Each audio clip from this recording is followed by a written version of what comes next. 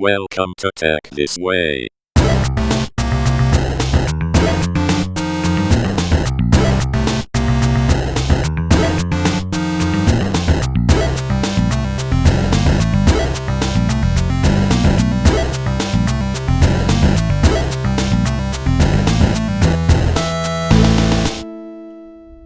Are we good? Yes. Okay. Rafiza Ghazali from Cradle. Welcome. Hello. Thank you. Thanks for coming in. Yeah. So, we first met when you were still at SIME. Apa? 5-6 years ago? Yeah. About there kan? You were running innovation then. Mm. And from there, tiba-tiba now dah jadi kat Cradle. So, I guess what I really want to know is even before SIME lah, right? So, how did you end up in SIME? And then after that, your journey to Cradle. And then I guess we can go into Cradle a little bit lah. Yeah. Right? So, you can go as far back as you want. Oh, okay. I'm not going to go that far Go back. as far back as you want. Okay. Lagi seronok. So, anyway, I started off my career in finance, in accounts. As you know, I did my chartered accountant, came back to Malaysia during the crisis 98. Where were you from? Coming back from? So I was working in Australia. Okay. Kat Melbourne. So I did my chartered accountancy there. But prior to that, I was studying dekat UK lah, London. Yeah. For your degree? For Petronas Scholar. I see. Petronas. So anyway, so came back during crisis. So I was with Dana Harta. So actually when when COVID happened, I was like recalling my experience quite similar to the time when I joined Dana Harta, because crisis, and so we were working for Dana Harta, as you know, it's a government agency, and our role was to help out the borrowers, on the non-performing This loans. was in the 90s kan? When Late 90s, 98. When there was a crash. So anyway, then fast forward after that, so I, work in banks, as you know. I was with RHB, different, but mainly in the finance related, asset management, investment type. So yeah, my forte is on the finance side. Then after like more than 10 over years, 15 years, so I got approached to join SIME Dhabi. Okay. So and SIME Dhabi, is a conglomerate. At that time, this was in 2015. 2014, 2015, 2014. So, and I've, when you work in a bank, you it's different. You're giving up money, but you never really in the, what I call it, in the traditional business, the actually entity that makes money from real activity, as opposed to, making money out of money, right? So that it really interests me. And then I joined SIME Dhabi. The position was at group strategy. Right. So, and to me, it was very interesting because it exposed me to, the plantation sector, exposed me to automotive, healthcare, property, so because I was at the group level, so I had like the lens of this, all, industrial, all the sector that SIME Dhabi was in, right? And you were with Ravi, isn't that, what's his name? Hari. Hari. But I joined under Alan Hamza. Oh, I see. Okay. So Alan hired me. Okay. And I was doing group strategy at that time. So we were looking at, how do we grow the business? How do we, or is there any business that we should exit from? So, we were looking at all the various projects. Should we continue? Should we expand? Should we, what else could we do? Because it's 100-year-old company. And that was the time when, at that time, I worked quite closely juga dengan Tan Sri Baki, the president.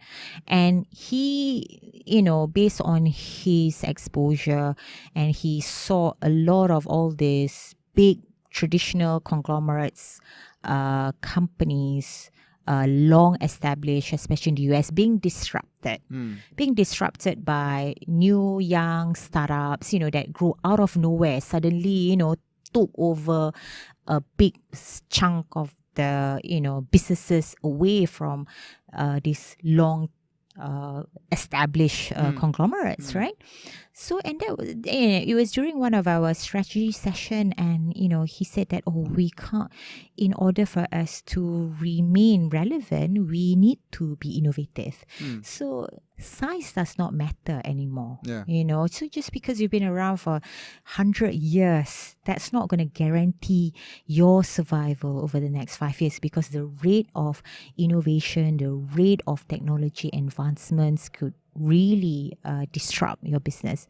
At that point, were there any particular parts of the Sime Darby business that you guys felt, this is going to be the next one to be disrupted, or the first everywhere one to be disrupted? It's like, we look at, for example, automotive, because what will happen if, say, for example, the principal directly with the consumer, because in the automotive business, you are sort of the the dealer. So principal here meaning the BMW themselves. right? The BMW themselves. What's stopping them? So there were a lot of questions within the company. A plantation. What if someone comes with an alternative, cheaper, sustainable, palm oil substance, things like that. So we were really looking at disruptive, because and big established companies like Sime Darby, they've invested hundreds of millions, to this. What if an overnight someone comes up with some technology that could wipe out, a particular business?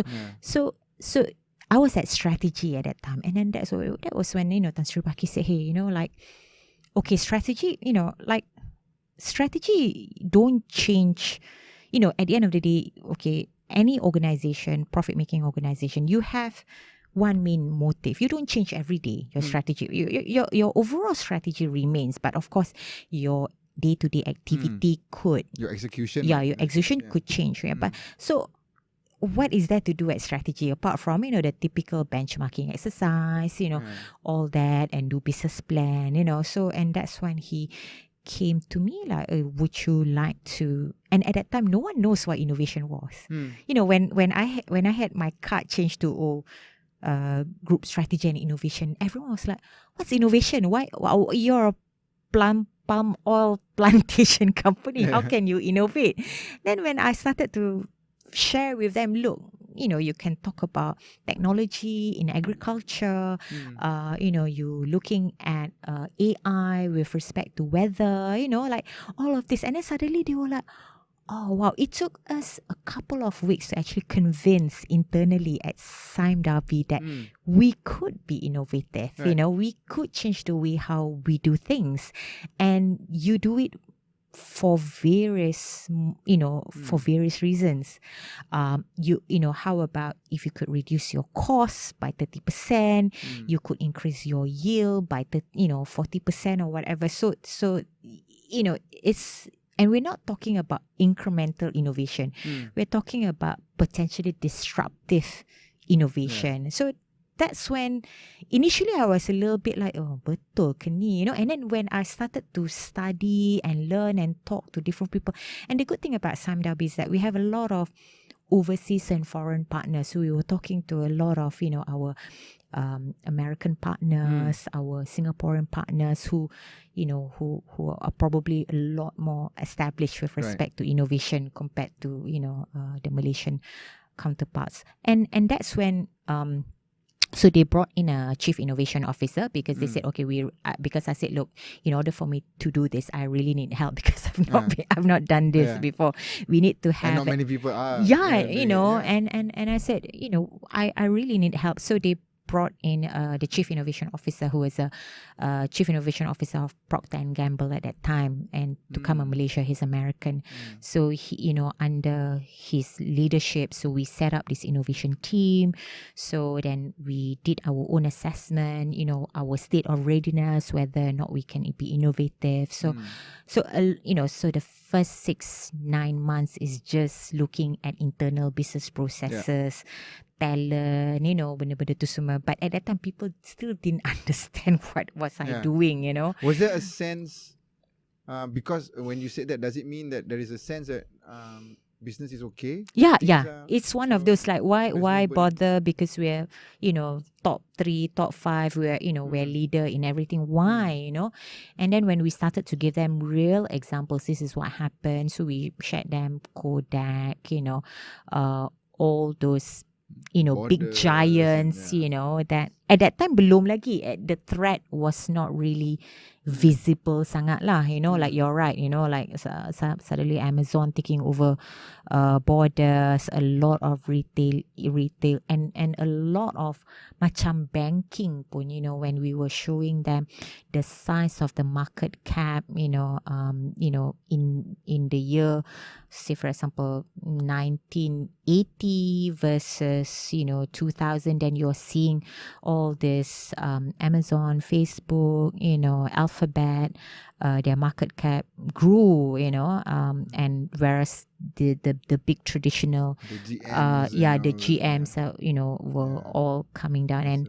And because at that time, masa tu 2015, it was still it still needs a lot of convincing to people that hey, like just because your Kodak was our typical example lah, when we because people still at that time still didn't feel threatened by the startups. They said, oh, we will never be taken over by startups, and then until you see suddenly Tesla taking over the more established brands, semua kan, then suddenly there was a lot more sort of interest and seriousness by especially the other leadership, especially from the division side, that okay, I think we need to do this. So that's my exposure to tech and innovation, and we work very closely with a lot of the startups. One of the things that we were trying to do was also to incorporate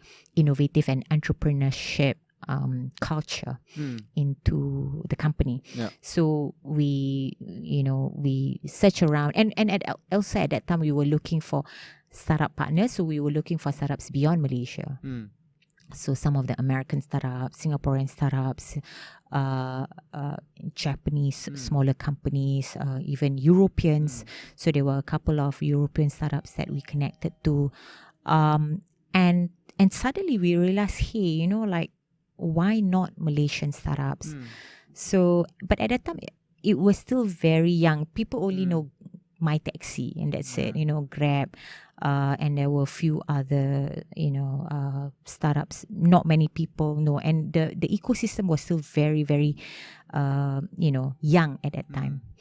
I was going to ask that for banking at the time, it was very obvious, right? Because of fintech and all that, that was really happening, and we were quite focused. That was our one industry, right? But for you guys, there's, as you say, there's plantation, there's auto, there's the property and all that.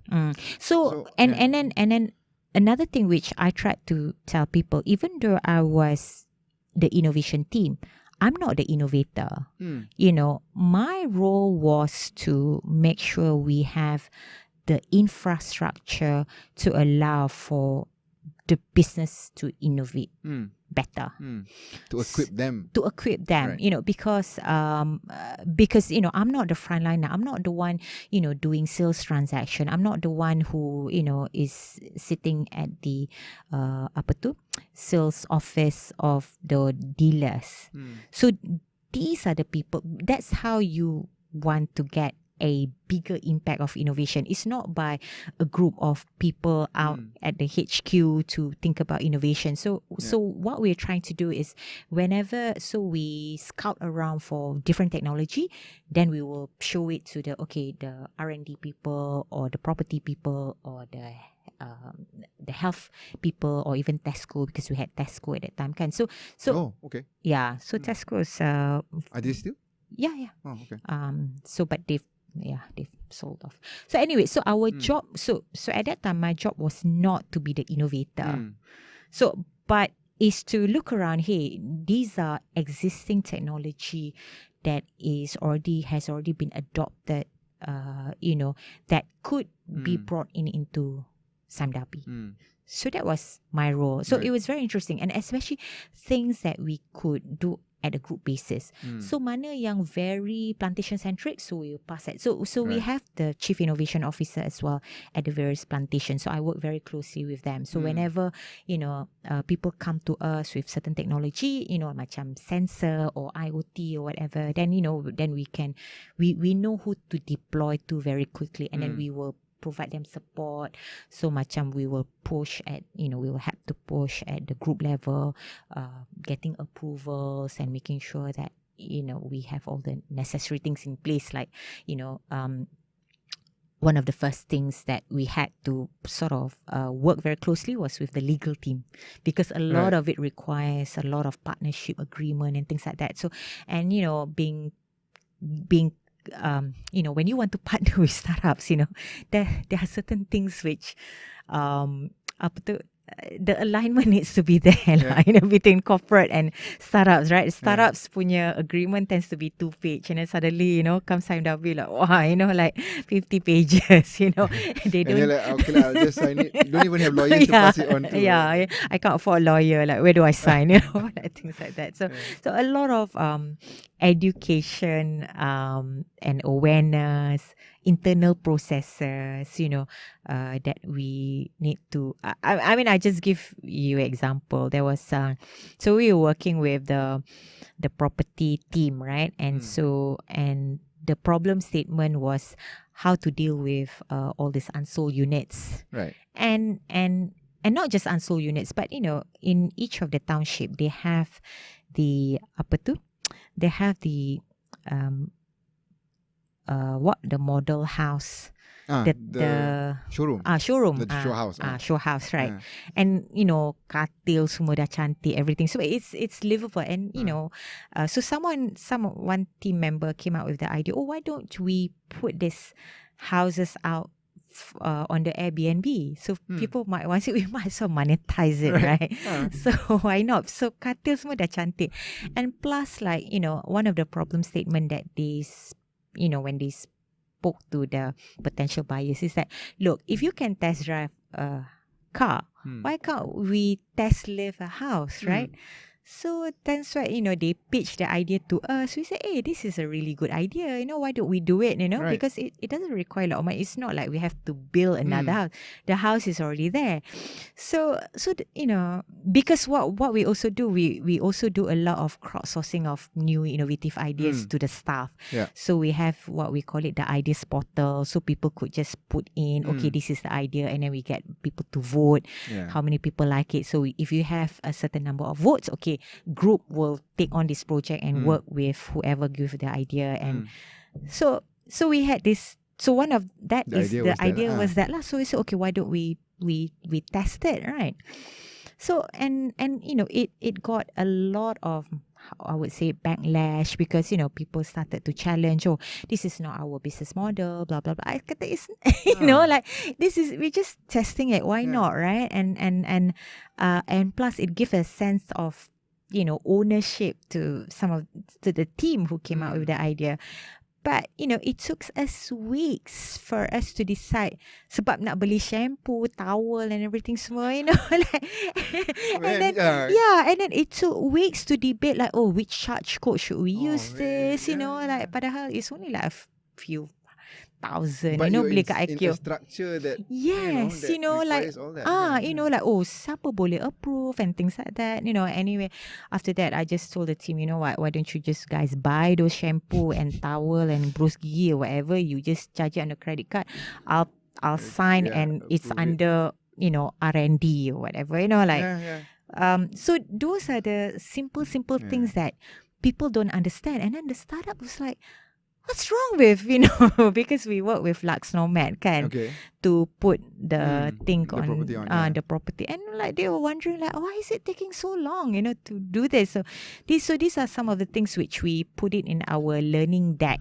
when we, when I went to see to tell Tan Sri Baki, this is why corporates can't innovate, and this is why, all the startups out there, if we're not careful, if we don't change the way how we do things, that we will be eaten regardless of how long we've been around for, and then after that, then the proposal to break Sime Darby came about. So that's when.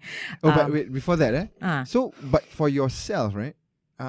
So you came from this finance background, right? So it's numbers and quite hard facts, right? And then suddenly you are now thrown into a role which is a little bit more, exploratory, right? There is no business case here that is going to make money. It's a gamble, pretty much, right?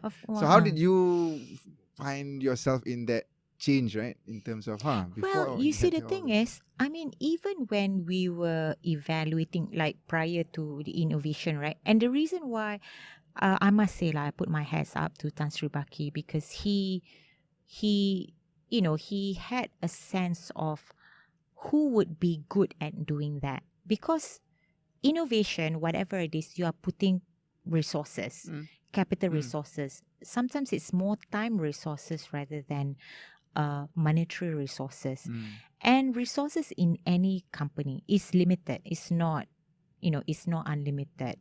So either you put your time and resources, management, especially management time resources, in doing an innovative project versus one that is, more financially driven, because it's an established project. So you put in the money. That's when you calculate the ROI. It's still time. So it's just the mode of investment as opposed to money or time. Yeah. Because Type of resource you're talking about, type lah. of resources. Because at the end of the day, it's still money for the company. You're taking away attention of the management, away. So at strategy, that's how we do things. So we incorporate some element on putting a value of time as well. So that's how, because we need to prioritize. Because so many people come to us, I nak buat ni lah, I nak buat this project lah, but like, okay, how do we prioritize? So, the team came out with some sort of a proxy.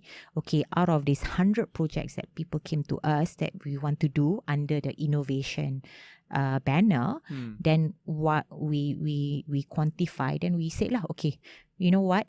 Let's just concentrate on, say, top 20 of these projects, because based on our valuation that, this will contribute, X 100 million of Patami, after 5 years. Right? So that's how we start to prioritize. So it's a bit like portfolio management, So all these decisions, you need someone with financial savvy. You cannot just pick and choose, I suka this technology, I suka that technology. It's not as simple as that. You need... It does come back to the numbers lah. Right? Yeah, you need some sort of a financial discipline. But it's just the asset class is different. So you need to have some sort of... Because otherwise, how can you convince to the board of directors why we're doing all this? Even if it's a question of the odds of it being successful or not, right? But if it is successful, you still need to quantify. So what does that mean? Yes, right? exactly. What is the impact? And then so macam a lot of this project, then we introduce the concept of stage gate. So of course lah, masa mula-mula you evaluate, the value is very high. But after you've done a lot of validation, and then suddenly, your assumption, instead of, say, for example, 50,000 users, maybe, actually when we do the prototype, only 10% je. So then the value starts to... Then we introduce this concept of stage gates. That's when we learn the discipline to kill a project. Right. The problem with what we saw is a lot of the corporates, macam, they come out with this fantastic proposal. Okay, I want to spend 100 million or whatever, and it's a 5-year project. So of course lah, bila time buat proposal tu, the numbers are very rosy, the cash flow looks very good, Oh, sorry. But I thought I silent it really. But they don't necessarily then test along the way. Tapi sebab board dah bagi approval kan, die pun buat lah juga. And then after that, 5 years later, it become a white elephant. In fact, the KPI is for it to be launched. Yeah, exactly. So the KPI is based on milestones. So and this is where we see a lot of wastage in a lot of the corporates. And so when so one of the reason why we also introduce a different way of doing things is not, okay, the original idea is to be innovative. But then after that, what we found along the way is to actually avoid wastage. Yeah. So because especially big corporates, we are not trained to kill projects. Because for us, is that killing project is a sign of failure. Yeah. And that's when we actually say, you in startups, in innovation, the minute your validation doesn't support your assumptions, you have to kill the projects. So that's also another mindset which we started to introduce along the line, which was very tough because a lot of people hello, board dah approve, dah bagi allocate 50 million. And then you're emotionally invested already, guys. It took you so long to do that paper. Yes, exactly. To get all this and of course, bila nak paper everything, all the numbers semua looks good kan. More hockey stick. Yeah. After that year, you Yeah. should up to, And then but and we see that in a lot of the startups, like. And you tengok lah SpaceX berapa berapa kali. So but you need to reiterate lah. Sometimes sometimes you have to kill the projects. Just doesn't make sense. But sometimes you need to pivot, reiterate. So that's also another type of skills which a lot of people in corporate are not used to lah. Because they kata kita punya Gantt chart kena buat 3 minggu. Buatlah 3 minggu kan. Or our thing kata kena buat 5 checklist, buatlah 5 checklist. No one really like sit down and check betul ke, like is it still relevant. So that's where we see value when we were trying to introduce the concept of innovation in a corporate. So I still remember one of the first project that I had to kill, my team members semua menangis, when I told them, like, look guys, we just have to kill this before we pour in, more resources, bad money over it. Like, then because it's the first project, buat macam-macam lah, buat video teaser lah, buat this lah, that semua, so after like about 6 months when we saw, okay, the assumptions just doesn't look right, okay, let's just kill it kan. So I had like some people menangis. I kata it's okay. This is actually the best MBA course that you can actually experience, because it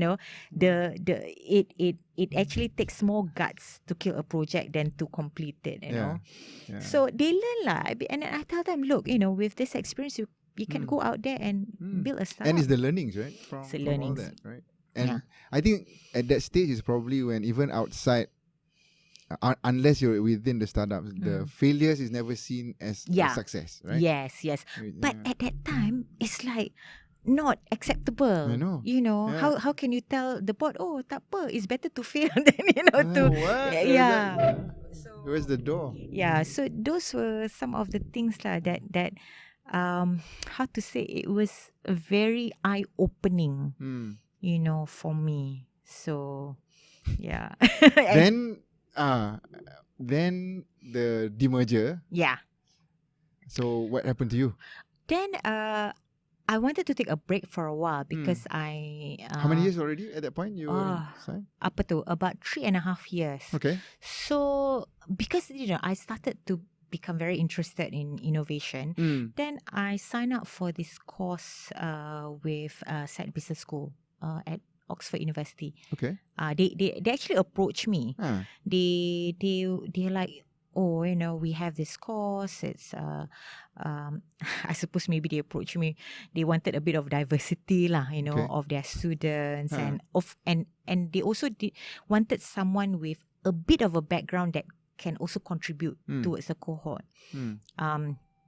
So I did this course. So it was a 18 months part-time, so it requires me to go to Oxford every 4 months. Oh, fun. To attend lecture and also do the exam. So it's not just one of those executive course lah, where you can half listen, so this one you actually have to turn up at the class. Actually have to turn up, and it's not do just some work lah. Yeah, and it's not just lecture tau, because like they give you all the reading materials, and it's very interesting because we do real cases, like we learn about Alibaba, we learn about Walt Disney, Harley Davidson. So there were all the real case studies. It's a bit like the Harvard case studies. Macam Harvard case studies. And when we turn up for the classes, so we're expected to have discussion. So macam you kena buat presentation. So it's like, okay, for example, okay, the board of directors have asked you to look into new markets. Where would you go? What would you do? What would your advice and things like that? So we have to actually work in a team, like as if this is not an MBA course. It's a it's a macam a mini MBA lah, because I didn't think I have the capacity to do a proper, because MBA would take about more than 3 years if I were to do. So, but what MBA. was what was the title for the course? Oh, postgraduate diploma. Okay. In what topic? So strategy and innovation. I see. Okay. So strategy and innovation. And again, for me, it's not just about, okay, benda-benda yang dia ajar tu semua you can always read, kan? But to me, it's also the opportunity to meet with the like-minded, like people like you who actually wants to learn, who actually wants to meet new people. And we still keep in touch. We have this WhatsApp group, and it's like a free consultants lah. So whenever we have problem, we will say, hey guys, I have this issue, so and so. It's a good sounding board. Yeah, it's a good sounding board, and very interesting people, diverse background. We have a couple from US, Europe, mainly from the UK. One or two from Asia, and a few from Africa. So it's an interesting group of people. So we meet. So it requires me to go there every 4 months. So it's also a good break, because sometimes I've dah kerja 20 tahun macam you just need a bit of a short break from the things that you do every day. And so to me it was an eye opener. And to formally get that kind of education, as opposed to figuring it out when you were in Simon, in a way. Yeah, and it's actually good, because when you're there, when you're with your classmates, you're expected to contribute, you're expected to talk, so people actually listen to you. Kadang-kadang kat office ni, like you try to talk, no one wants to listen, kan? So it's interesting lah, So, and with the experience, it makes it even more. Yes, exactly, because you can actually share real experience. So, and to actually hear that, okay, you're not the only one who's facing, who's gone through the pain, and we actually learn from each other. So that's the interesting bit, So it's very different from when I was doing undergrad. Undergrad semua orang like macam fresh, kan? This one, like you have, because the average age is about between 40 to 45. So it's they have quite a number of people with long experience, and they are either just pre-C-suite or C-suite level, So and that was when, but at that time I was working for Valesto. Okay. So Valesto Energy. Was there a break between Sime and Valesto? There was about 4 months break, and that was when I did 2 marathons. Nice. Where did you run? I did the Berlin Marathon and I did the New York Marathon. Nice. Wow. So how was between the two? I was supposed to go to the Berlin one. Really? Berlin was super flat. So it was very wet. It was nice. It was very interesting, actually. I liked the run. New York was very challenging. I've never had to run over so many bridges because we had to run. Challenging because of the terrain or the crowd? The bridges, because you start off from Staten Island, and then you finish off dekat Central Park. So you have to go through, if I'm not mistaken, 4 boroughs. Okay. Yeah, and like I think I had to run over I don't know, maybe 6 bridges. And the bridge bukannya macam bridge kecil-kecil, bridge yang besar yang you kena naik bukit and then turun because balik, of the incline. So it's like, and it was also the time when people were still very nervous about bombs, and it just so happened 3 weeks before that there was a bomb case kat New York. So security was super tight. So you had all the police with machine guns, like every corner, and it was nice. It was really fun, So yeah, so I masa during that break too, so I did 2 marathons. Yeah. Out of the 7 or 6? 6, right? Nice. I've done 4. Okay. Good job. Yeah. So that's something that I guess keeps your sanity lah. Run. I know. So it's like, because I'm a sort of a goal-driven punya person.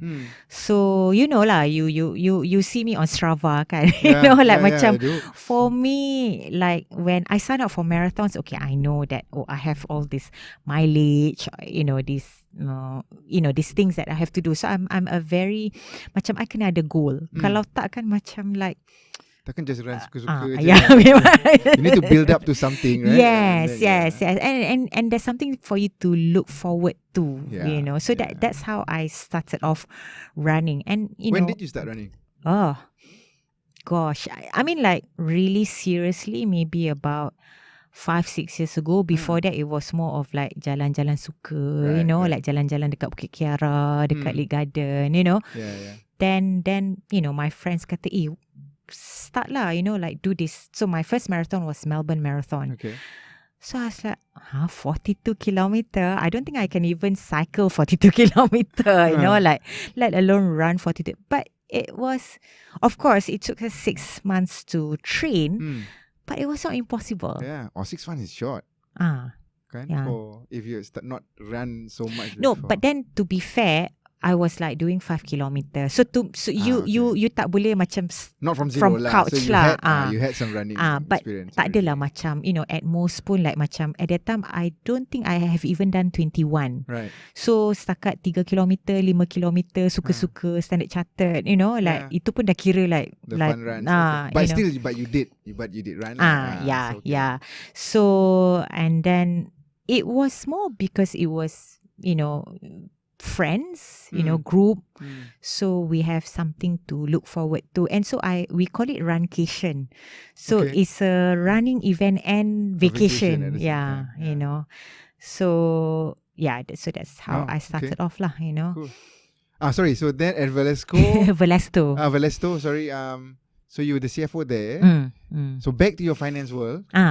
So was it hard to, I think from the exciting innovation world and all that, and then you did your course, and then suddenly go back to the books and the numbers. How was that transition?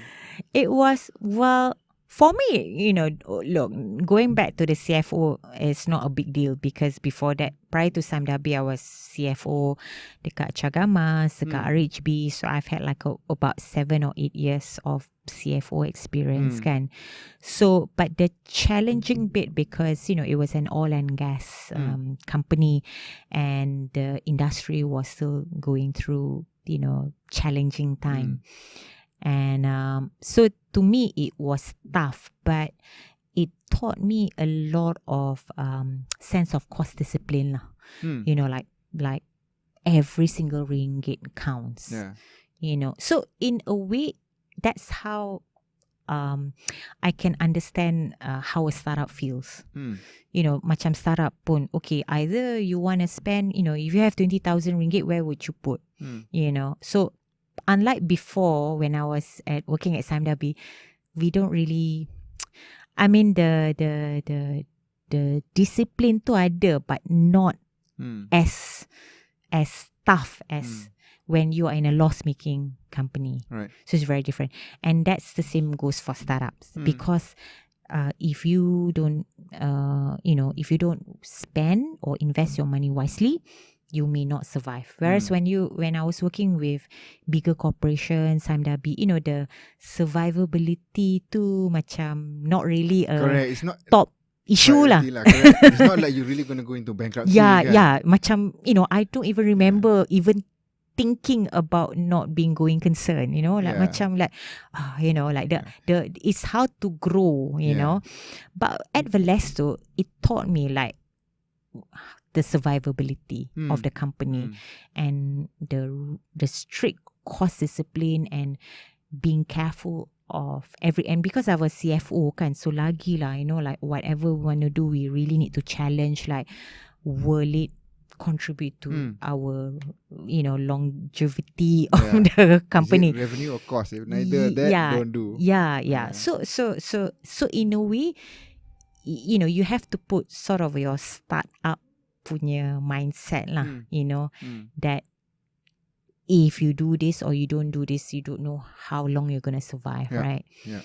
So, and but I have always, and even when I was at Valesto, I was doing that course. So I was reading a lot of and really taking interest in the startup world, and so to me, like coming back and I took over this job is not really foreign because I have been watching at the sideline of in the startup ecosystem, So even when I was at Valesto, I was still attending, some upper startup conference, and I was, like doing a lot of reading because it is also part of my course juga kan. But it's just that not really doing it, Yeah. So let's talk this exciting bit there then. Right. So Valesto for how long? 2.5 years, right. close so to 2.5 years. And then what happened? How did the opportunity at Cradle come up? Because like, when I took the job at Valesto, it was on a contract basis because I knew that, okay, I'm not going to be, a CFO. I mean, I did that. But C-suite is contractual anyways, right? Yes. But even then, I sort of knew that, okay, like after so many years of being a CFO, kan, macam like you wanna, and I suppose we are at a stage, we are about the same age, kan? I guess, yeah. Yeah. 30s. Yeah. So, you are at the age where, okay, this is your last career move. We're not in our 30s anymore. Correct. Where, we're not experimenting anymore. Not experimenting we lah. got So bills to pay. yeah. So yeah, exactly. And and your retirement age is getting closer and closer, kan? So you want to finally do something that you really want to be lah, want to do. So then this opportunity came about, and for me, it feels like, okay, this is my core because, it's a way for me to contribute back, to work with the startups and how I can, bring back to the society lah. Whether or not they need me is a different matter, but at least, I'm there to work with them. And the offer came about when we started to talk, and that was when COVID happened, right? And sorry, you joined Cradle when was that again? Well, we started to talk about the position sometime in February. Okay. Yeah, just before before COVID happened, kan? And then but of course, because my contract was until end of May dekat Valesto, so I told the ministry and the board that I could only start 1st of June. And that was when, and of course, masa when we were, finalizing, getting approvals of the appointment, all the interviews and everything. So, that was when I started to realize, it is very similar to when I was working at Dana Harta. I see a lot of similarities when I was working at Dana Harta, because at Dana Harta, you're dealing with So what are the similarities that you see? Macam, you see all these companies that need help, because of what happened in the crisis. And so, and to see that with the startups, but the good thing about it is that this time around, we have a lot of government support, so you see, I don't know, you say you're in your 30s, kan? So during the previous crisis, you saw how, before this, yes, you have government support, but not to this extent. I mean, in fact, they couldn't do much. Yes, at that time, because there was no money. there was no money. Yeah. So I suppose over the years, what I I was must. told. It was bad then. So Yeah. so the good thing about this time round that the government could step in, intervention. Never in our life we experienced 6 months moratorium. Mana ada, dulu like you still have to pay your bills. Yeah.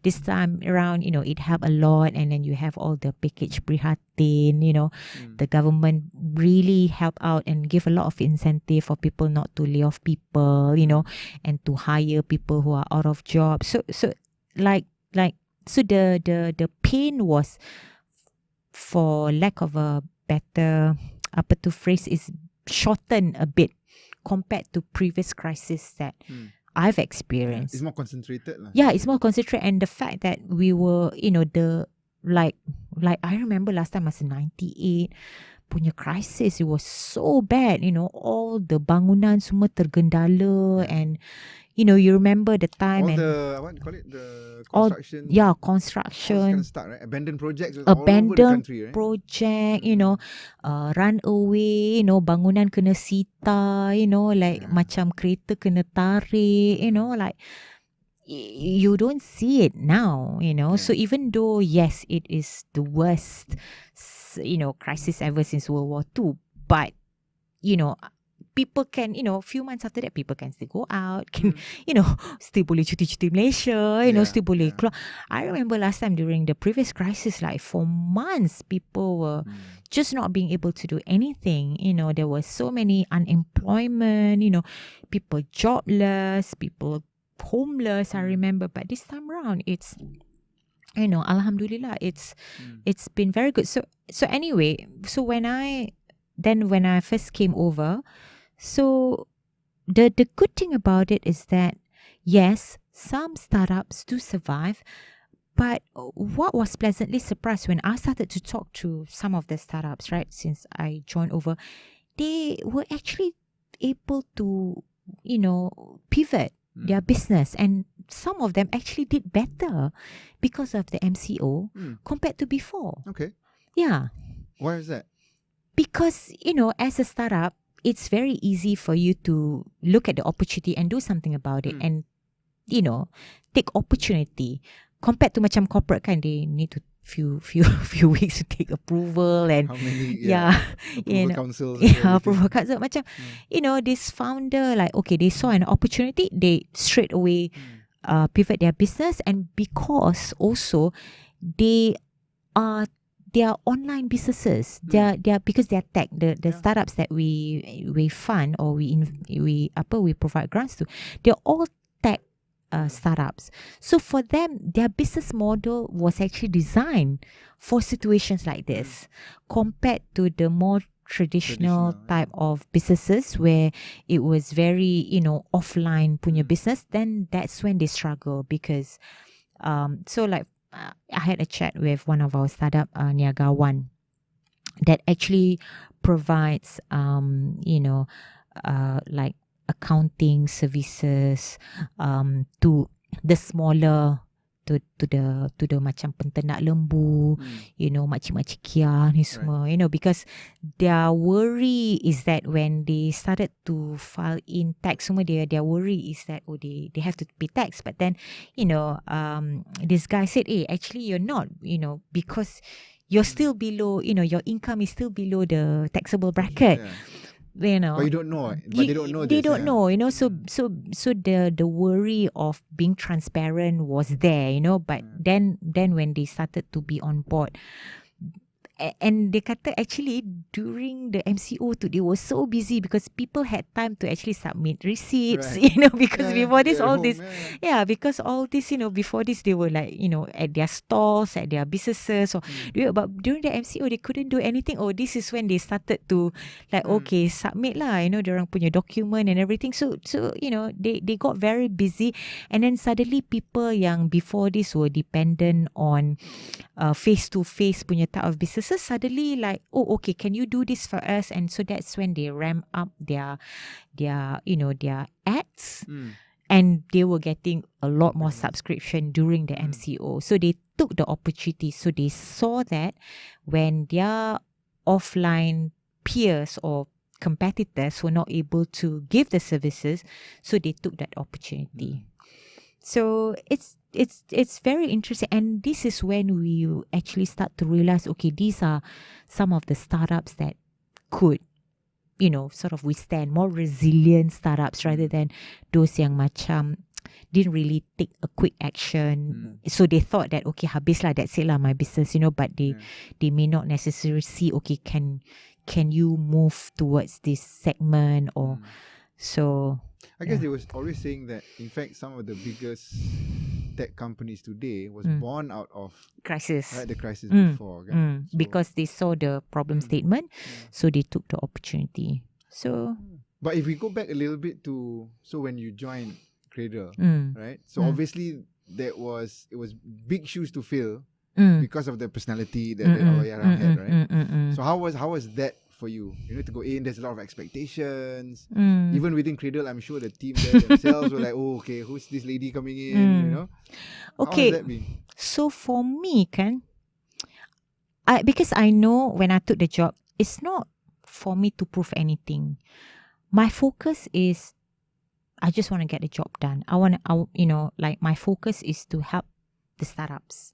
It's not about, okay, me raraing that I joined Cradle or whatever. So for me, one of the first thing that I came in was, I look at the team. I look at our infrastructure. Do we need work on? No. Not much. Adalah sikit-sikit, tweak here and there, but it's not like I have to build a team. So I'm very lucky in that sense, so the engine is there. So it's just a matter of making sure that we're in the right direction. So it didn't take long for me to do that. Then straight away, okay, what do I need to do in order for our startups to have access to this money? So, that's when we do a lot of engagement with the ministry, with MOF, and it was around that time juga, MOF and the ministry and mostly announced all the Penjana and Prihatin package. And some of it, the executing party is Cradle. So, and we launched the program. So for me, it was very easy. It was not about proving to anyone, okay, I'm the right person for the job. I just want to get the job done. I just want to get the money quickly to our startups so that our startups can continue on with their business. So, yeah, I suppose for me, just stay focused and why I'm brought in the job and to deliver lah. Just deliver lah, you know.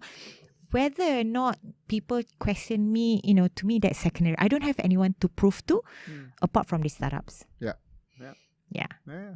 So it's been 2 months now. Tomorrow will be 2 months. Yeah. Did you realize how much interaction you need to do with the government side of things as opposed to, I'm out here to help the No, I knew because that's my stakeholder. Because at the end of the day, I cannot just masuk and suka-suka buat, like what I want to do. I need to make sure that, okay, that we are on the same page because we are the executing arm of the government. So to me, that's very important. I didn't have any expectation on how much, because I suppose that's the role of a CEO, right? Because before that, I've never been a CEO of any company. So, my job is just to do work. But now I'm the CEO, and of course, stakeholder management is a key thing. So either, I need to engage with, the board, I need to engage with the ministry, need to engage with the, with the startups. So that's my job. So that, I've got a couple more questions to go. So from the startup standpoint, we'll get back to that. But from the moment you step in, so you've now launched, I have to admit, I didn't read the headlines. CIP Ignite, CIP Accelerate. Okay, so it's conditional grant. And this time around, we're focusing on deep tech. So we have what we call it the Ignite. So that's a smaller ticket size, up to 500,000. And we have 2 types of Ignite, Ignite 1 and Ignite 2. So Ignite 1 is for the deep tech, and Ignite 2 is you don't have to be a deep tech, So that is it's commercialized, technology solutions. So who's that relevant for? I know deep tech. So and what's the mechanism for that? If I have a deep tech company in AI, right? So is it an open application all the time? Yeah. So because the allocation that was given to us for 2020 is 26.5 million. So what you do then, you submit on our website that we have what we call it the grant management system. So you just fill in all the the forms. That's grant management system. So they ask you a set of questions just to have an assessment. Not so a are real. These companies that must already be in revenue scale up, or is it okay? Yeah, So it's they must. already, Yeah, so it have to be proven that there is someone out there willing to pay for the services. Right. So you apply, and then after that, then you will know immediately lah. If you can press the send button, that means you meet the criteria lah. Okay. Right. So then what we will do is we will call you for what we call it the recommending committee. So you will do a pitch. So that's where we're at stage now. Right. Oh, I see. So none has been given out yet lah. No. I see. No. So the program runs for how long, or is it closed now? No, it's still open. So we will continue to open. Because then after you've passed the recommending committee, then the recommending committee will then proceed to the investment committee. So yeah. Can I ask how many already have you? No, we've not done the investment committee yet. So we are still doing a few round of pitch. Pitching. Okay. Yeah. Was there a good take up, or you could do better? You think? Or did COVID screw everything up? No. I mean, it's a good take up, but it's just that this time around we have sort of tightened a bit the criteria. So it's not any typical, unlike our previous programs where we were not so well defined, the eligibility criteria. So a lot more different type of startups that can apply. Okay. Right. It may not, because there was no focus on deep tech. So this time around, because it's deep tech, so it sort of limits the number of applicants that can apply lah. So it's not as many as before. And plus this time around, you have other funding providers that because when I spoke to a number of the startups, and I asked them, how come you're not applying, right? So because to them it's like, yes, they apply, but they felt that maybe there are other startups who would probably benefit better to this grant, because theirs is like they may have alternative ways of funding lah. Yeah. But the grants are not like, okay, here's $500,000 ringgit checks, right? So no, there is still, you need to ada macam so there's an agreed milestones.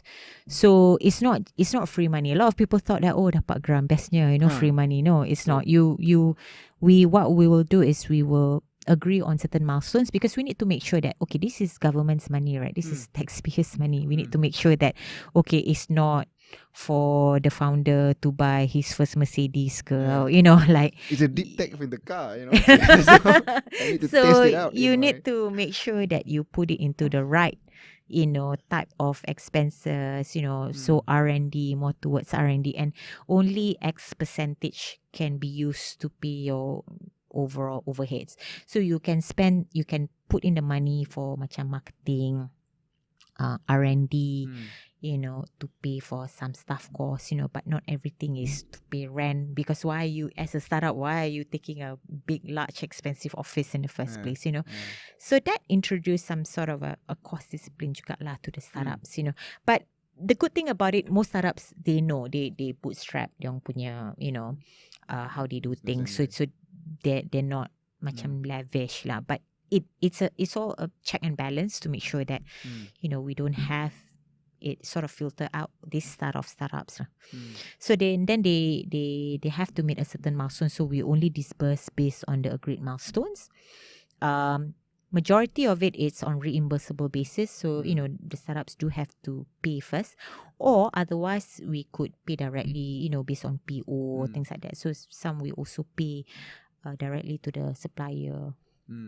So for the companies that you guys are evaluating, what is the focus on? Is it how deep the tech is, or how viable the business is? It's a combination. Of course, it has to be commercial viable, but the priorities will be given those that are, like, for example, we also need to see is it a crowded market? Is this like a lot of people are already doing this? Like face recognition. Deep tech. Yeah, I don't want to say anything. Okay. But so we look into this, and then is it different? How different it is? How scalable? How so we look at that, and especially those that address the current crisis. The post pandemic, pandemic, where it's not there, and suddenly someone come out with this very cool idea on how to make your life easier post pandemic, how to so that sort will obviously get because it may not be immediately commercially viable, but you can see the potential. You can see the potential, and especially you see that the technology is and especially if it's like first of its kind, something that's very different, then during when we were looking at fintech before, what we realized was there wasn't much deep technology per se locally, right? But there was a lot of ideas to just deliver, right? And repackage. So are there deep tech companies in Malaysia? Do you see them? I do. You'll be surprised. Yeah. Because these are, like previously engineers work with international MNCs, who may came out with the idea, but obviously when that person work under the MNCs, so So there is. That's good to know. That, are there a lot of companies coming out from universities that's gone? Not as many as we would like to. So, the good thing about our latest program is that we also allow spin-offs from research institutes and universities. But of course, they have to incorporate, and so I think the learning process that we got is sometimes the these outfits, they need to decide. So at the end of the day, is it university owned, or is it the researcher, or so I think those are some of the learning things that we got out of this because it's the first time. Before this, it has always been startups, but now we open it to spin-offs from research institute and university. So the team has gone to a number of university, creating awareness, that you have access to apply for our grants if you want to. So these are obviously for Malaysian incorporated companies. Yes, must be 51%. Okay, so but which means then it's okay to bring technologies from outside, lah. Yeah, you can. To apply but you need to have the right to that technology. Okay. So you need so to have the right. Somebody's technology. No, tak boleh. You have the right to manipulate. So you have the right to use that technology. Okay. So I guess to wrap this up a little bit, it's over an hour already. So what next? Right? Okay, so you launched that. So what else are you going to do with Cradle? Or the right question then is, what else is Cradle going to do? Oh, okay. For us is that we want to be a part to drive building more scale up startups, Malaysian startups, notable startups lah. So I don't like to use the word unicorn, because so what, so these are notable scale up startups. So, and because the thing is, Cradle is the first one that they go to, if they go to, because we are in the early stage. So in order to be able to create this funnel so that further funding can come in, so that we can pass on to the VCs. So this is where I feel that Cradle can play a very significant role in building up the ecosystem, especially at the early stage. So we want to be a part of it. So it's not just about, giving money. So what else can we do? So we're coming out with a lot of venture development type of activity that we feel can create value to the startup. So not just by giving the funds.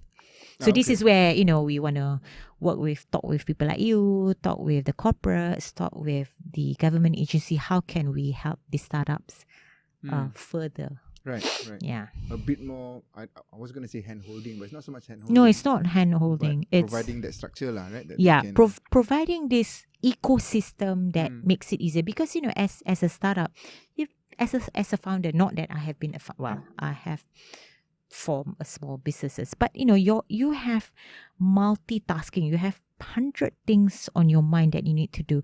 So sometimes all you need is a bit of a nudge. So, and then you can also see what are the good startups that actually take this opportunity, that who could see this opportunity. So we're there to facilitate the ecosystem lah. Not just at the end when they need money, right? So it's along that journey and after where we see that there is an opportunity, so we will facilitate. We won't help. We won't do it for you. We just like open doors. Okay, hey, would you like to take this opportunity? Yeah. And because that was what I did when I was at Sime Darby. So to, what I call it, oil the infrastructure so that you can accelerate your innovation, or you can accelerate, technology adoption. Yeah, whilst at that point it was an internal audience. Yeah. Now it's the whole External. of Malaysia. Yeah, because you see that you're part of the amazing thing is why I like this job, because we are part of a larger purpose. We are part of the Ministry of Science and Technology. So, mostly have got this national agenda to really drive innovation and technology adoption in Malaysia. So it's a lot easier when you're part of a bigger picture rather than you're trying to do things on your own, right? Yeah.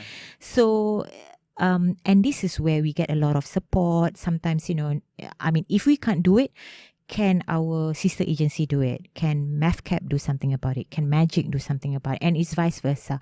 They will come to us, could Magic look into this, So because we're part of, this network of what we call it, the innovation enablers and technology startups, ecosystem enablers in Malaysia. So that makes it interesting as opposed to you sorang-sorang nak buat, memang tak boleh lah. So and this is what, I tell people, like, we're not trying to do everything, but how could we partner better so that at the end of the day, it benefits our startups. Okay. A lot of networking, collaboration, partnership, so that's what we're trying to do. So on a personal level, last question for you before I let you go. So on a personal question, then, what is a win for you? Say end of this year, right? End of this year. Yeah. I don't want to go too far because it's really far. But what's a win for you in the near term? To me, to see the startups winning jobs, winning contracts, sign up or getting awarded, for their technology, which probably maybe a year ago they didn't think they could do it. So to me, that's what I would like to see. Seeing more startups, doing amazing things. Yeah. Okay.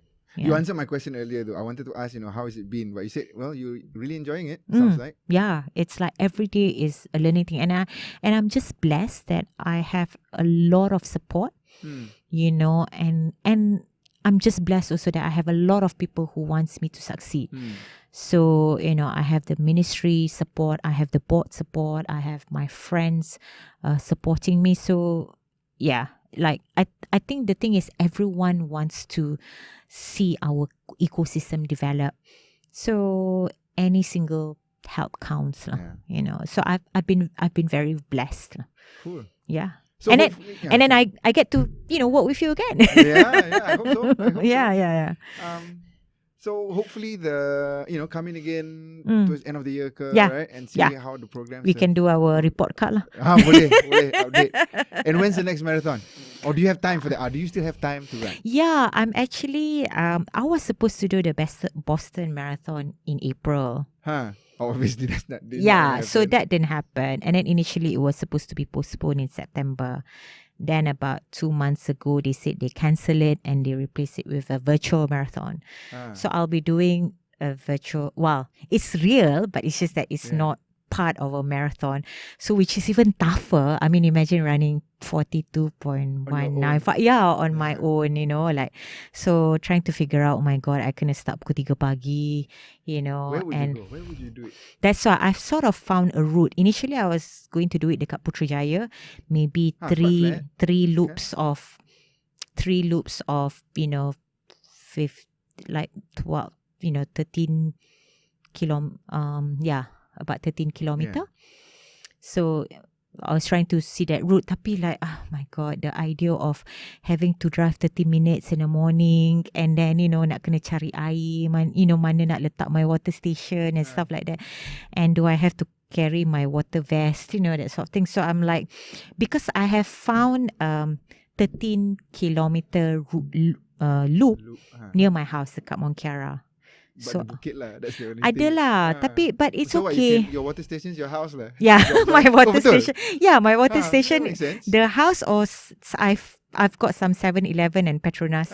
Yeah, so that Stop could, the timer sekejap. yeah. Well, yeah, I don't know Although whether you I can can't, stop the timer lah. So so it's not one of these runs where you can build up to it over a period of time. I have to do it in one go. Stretch, And they actually gave a timing juga. It cannot be more, I can't remember lah how many hours. So yeah, but unfortunately it will not count to my 6-star punya thing. The runs. So yeah, if I want to have my 6-star, I will have to do it again. But hopefully I can do it in Boston lah. I was so looking forward to do it in Boston. Yeah, I don't know when we can go back No, to US, man. I mean, probably. tak tahu lah. Yeah, I don't know. I don't know whether or not they will, and there will be any future major marathon. You think it's that bad? I don't know because It's a crowd, kan? it's a crowd. How to have social Hot and distancing? sweaty Yes, and, and then it's like as the organizer, it must be a nightmare. What if a cluster came about from that from the run. marathon?